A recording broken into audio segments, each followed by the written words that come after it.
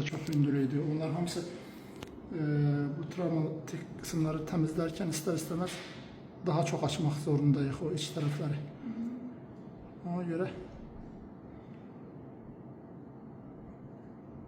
diğer gips pasiyente gelip mi Pelin'e? Evet hocam. Normal duracağına bak böyle diyor. Çok güzel. Yani yan taraftan da bir temizliğe buraları.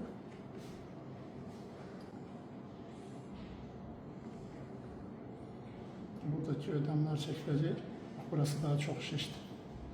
Normal duracağım. Ödem de bu şişlikler çekilecek. Gelin de sen özün de bir buraya. Bak buradaki, bak burada adada, bak burası şişti. Bak buraya inecek. Böyle kavisli bir burun olacak, tamam mı? Bak burada elini tokun buraya yukarıya, zaten masajı özüne edeceksin. El yok böyle elinle tokun yukarıdan. Böyle yoktu, korkmadan tokun. Burun ucuna değil bak, gördün şişlikler. Çok da işte ağzım. Belki burnum ya da yanır. Gel, ihtimali var.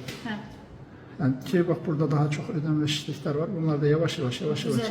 Yok burada ödem zaten azalacak zaten. Bak böyle dokunduğumuz zaman gören ödemler, onlar da tamamıyla azalacak. Burnunuz da yıkılacak biraz. Tabii ki biraz daha azalacak. Daha çok ödem var. Zaten